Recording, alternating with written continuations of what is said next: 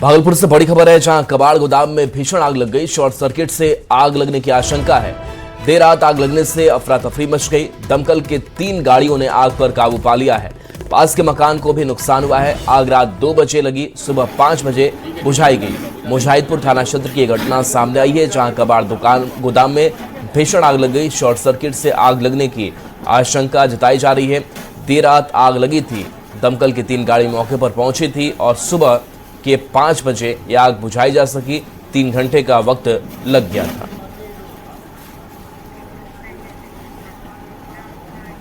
खबर बेतिया से, जहां मीना बाजार में अतिक्रमण हटाने को लेकर विवाद बढ़ गया।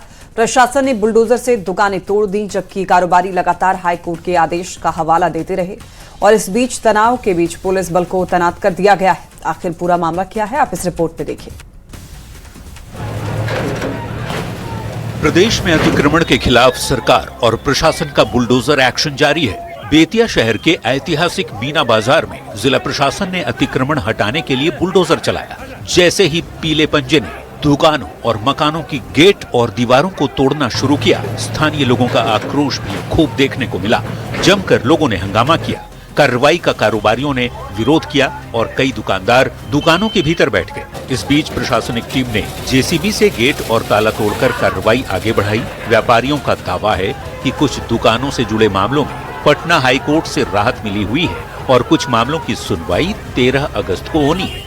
बावजूद इसके प्रशासन ने बुलडोजर चलाकर दुकानों को ध्वस्त कर दिया। व्यवसायियों का कहना है कि ये दुकानें उन्हें पहले राज व्यवस्था के समय पट्टे पर मिली थी और वे सालों से नियमित रूप से टैक्स का भुगतान भी करते आ रहे हैं। इसमें 85 दुकान तोड़ा जा रहा है, जो इसी दुकान से सब आश्रित है। लोग इसी से घर द्वार चलता है, बाल बच्चा लोग का खाना पीना, पढ़ाई लिखाई सब इसी से चलता है। लेकिन यहाँ के माननीय जो हैं उन लोगों को सोचना चाहिए, ये जो दुकान टूट रही है ये नहीं होना चाहिए, ये गलत हो रहा है। बहुत सारे लोग बेरोजगार हो जाएंगे। 5 दिन का टाइम मांगा जा रहा है, टाइम नहीं मिल रहा है। टाइम दिया जाए, हम लोग को 13 अगस्त टाइम दिया जाए। सभी व्यवसायियों को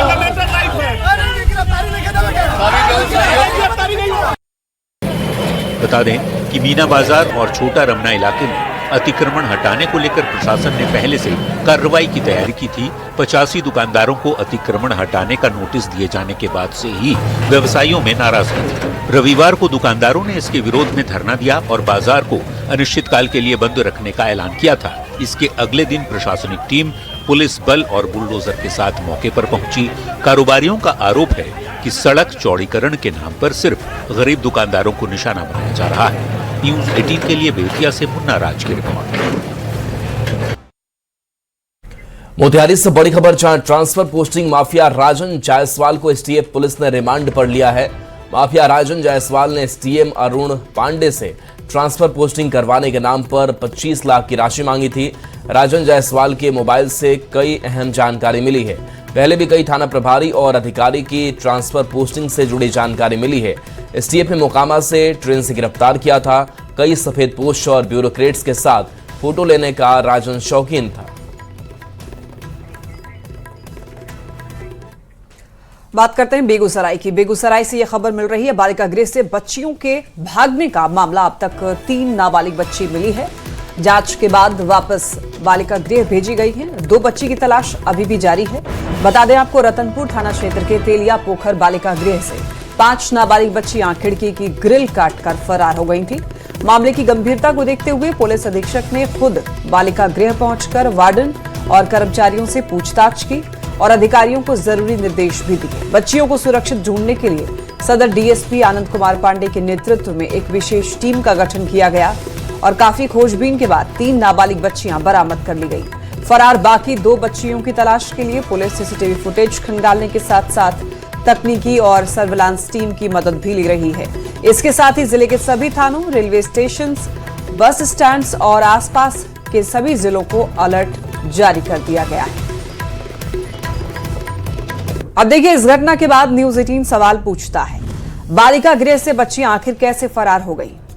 सवाल ये, क्या बालिका गृह में सुरक्षा भगवान भरोसे है?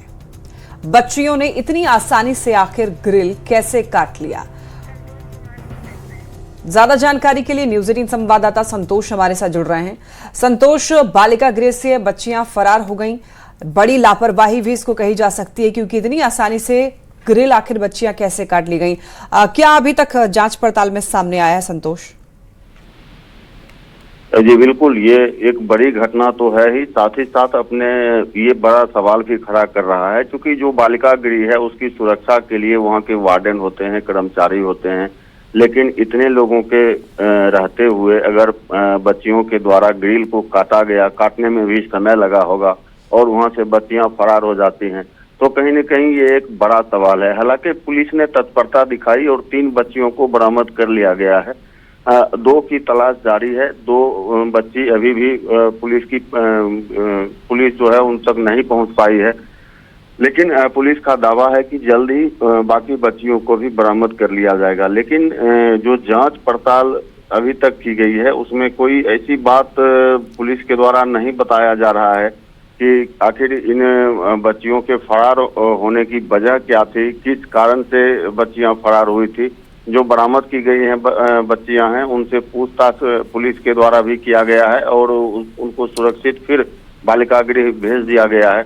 लेकिन ये अभी तक स्पष्ट नहीं हो पाया है कि किन कारणों से बच्चियां वहां से फरार हुई थी, और फरार हुई तो वहां जो वार्डन होते हैं या जो बालिका गृह के कर्मचारी थे वो कैसे नहीं देख पाए। ये एक बड़ा प्रश्न है जिसका हल भी ढूंढना जरूरी है, क्योंकि ये पहली बार की घटना नहीं है, इससे पहले भी ये बातें सामने आ चुकी हैं और हो सकता है भविष्य में भी ऐसी कोई घटना हो। तो इसके लिए पुलिस को और साथ ही साथ जो भी सिस्टम के अंग हैं उनको सजग रहना पड़ेगा, क्योंकि ऐसी घटनाएं फिर सामने और संतोष, अभी तक 3 नाबालिग बच्चियां मिल गई हैं, तो क्या इन लोगों से पूछताछ हुई है? जी बिल्कुल, जो बच्चियां बरामद हुई हैं उनके द्वारा पुलिस के द्वारा उनसे पूछताछ की गई थी, लेकिन चूंकि अभी 2 बच्ची बरामद नहीं की गई है, इसलिए जांच के सवाल को लेकर पुलिस के द्वारा कुछ स्पष्ट अभी नहीं बताया जा रहा है, सार्वजनिक नहीं किया जा रहा है। ये बातें आज शाम तक उम्मीद की जा रही है कि सामने आएगी कि आखिर किन कारणों से बच्चियां वहां से फरार हुई थी, क्योंकि ये सारी बातें वो बच्चियां ही बता पाएंगी जो वहां से फरार हुई थी।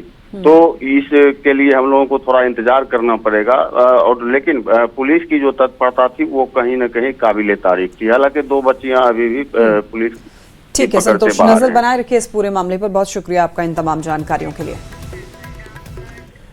पटना से बड़ी खबर, जहां युवक की गोली मारकर हत्या की गई है। नौबतपुर में 24 साल के युवक की हत्या की गई है।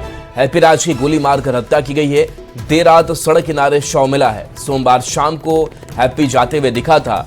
2 युवक आर्यन सुधीर के साथ जा रहा था। बाइक पर जाते युवक दिखा था। देर रात हैप्पी का शव मिला।